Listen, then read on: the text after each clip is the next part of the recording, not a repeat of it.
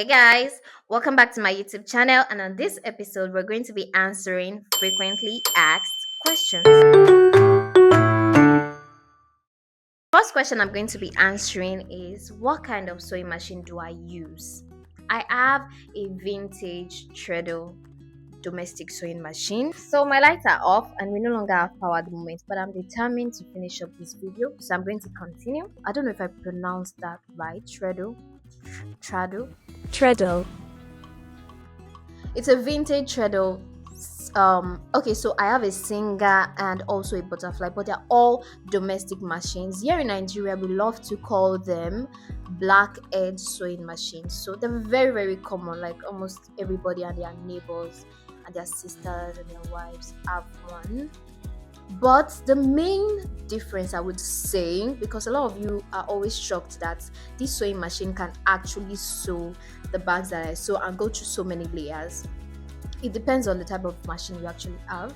I love to go for the old ones, like really, really old ones. It is very important that you go for the older models of sewing machines. Like, preferably if you can find the ones that are like 30 to 40 years old. I was very lucky to get a sewing machine that is very old, and those older domestic machines are very, very strong. Like, they can go through so many layers, like butter. It sews so well.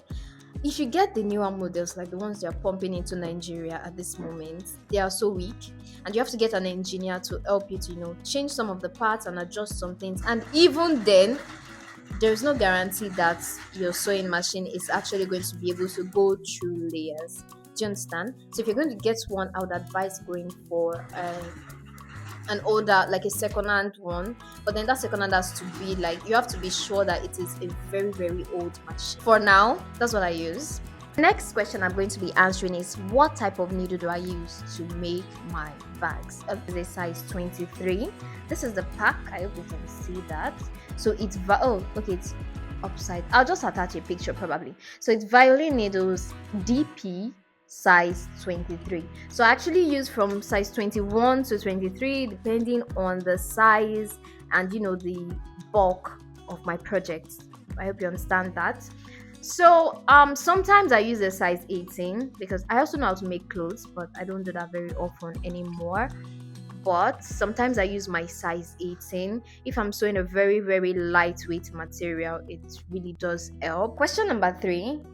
A lot of you always ask me, what material are you using? What's the name of the fabric? Where can I get this fabric? What kind of material is it? What is the material called?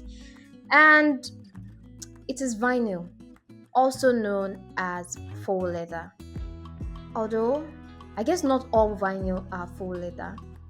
It's complicated, but it is basically material that kind of imitates leather, but it's not leather. Guys, sometimes I don't even know the name of the material that I'm using. Okay, I just go to the market because if you're in Nigeria, Muslim markets where we get most of our materials from. And if you're not in Nigeria, we have a market where materials are sold. And it's not only Muslim markets in Lagos. Okay, we have several markets. There's a market at Songota in Ogun State, and I think there's another market at Ogunpa in Ibadan, and so many other markets in different states where you can actually go and purchase materials that you use for your bag. So most of the materials I use, we call them leather, but they're not actually real leather. They are the synthetic version. So we use the synthetic version or faux leather. And then you also have the genuine leather, and then you have different fabrics that can also be used for the kind of bags I make. You can use the Ankara fabric, we have the Ashoki, you have denim, you have canvas. It basically depends on what kind of design you want to do. So one thing you have to note first, before you start your project, you have to know if the fabric you want to use is actually suitable for that kind of project. You understand? So sometimes your bag picks the fabric or the material, and sometimes your material picks the bag, or whatever project you want to make, be it some accessories, maybe it's a belt, maybe it's a card holder or a wallet. So the kind of material that I use, to cut the long story short, the kind of material I use most of the time is vinyl or faux leather. Okay, there's a particular bag I did, I'm going to attach a picture. So this bag is actually double-sided faux leather or double-sided vinyl. So this kind of material has the both sides actually like they're finished. Most of the time some materials, one side is the finished part and the other side is kind of like the unfinished, which is the wrong side. We have the right side and the wrong side of the material. But for double face faux leather or vinyl, you don't actually have a wrong side. You can use both sides of the material. I love using it, and I've funny how I did not even start bag making with that material. I just went to the market one day, I saw it, I was like, oh my gosh, I could do a lot with this. And then I started buying that material and started working with it, and then people started buying my products, and here we are today. But of course, I don't use only double face faux leather. I use a wide variety of materials, like you can see on my page if you go through it. So yeah, moving on to the next question. Next question I'm going to be answering is why I don't put measurements in some of the tutorials that I make, and why I don't put measurements and why I don't show how to do the cutting. Okay, let's start from the beginning. When I started making tutorials, I assumed everybody was like me. I'm a self-taught bag maker, so I just have that natural talent of being able to create my patterns and to see a bag and be able to ascertain that, okay, this is the measurement needed for it. So I just assumed that was how everybody was, and then I started making tutorials. So I just thought, okay, let me just make the sewing tutorial and post it. So I started doing that, and then I started seeing people commenting, oh, you did not show us how to cut it, what are the measurements needed? And then the comments, and I even got DMs and emails, and then I realized that, oh, okay, I think that for a tutorial to be actually complete, it needs to include the measurements and maybe some sort of instructions on how to cut it. Do you understand? So you'll notice that my recent videos or my videos for the past year, I've always included the measurements and or how to cut it.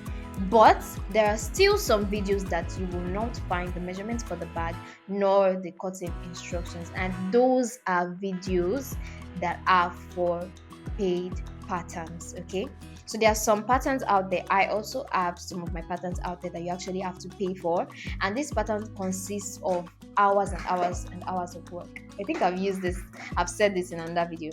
So these patterns are actually concise and very, very detailed step-by-step instruction on how to make the bag. So they contain measurements, and you don't even need to know how to cut it or how to make the pattern yourself, because you have a template. So that template, you print it out, and then all you have to do is to just transfer it to your material and you cut it. Then you follow the step-by-step instructions and make your bag. Easy as pie. So those videos are just there just in case you get stuck or lost in the middle of making your bag. Then you can come to the video and refer to, okay, this is how it was done here, and this is what the designer was trying to say there.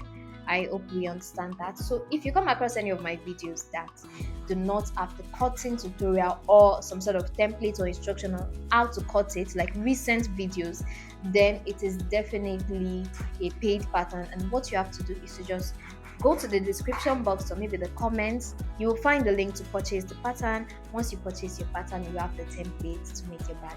As easy as that. So guys, this is the end of this episode. I don't know, if you guys love this, you can just drop some more questions down below, and then I'll make more videos answering whatever questions you might ask for me. Bye.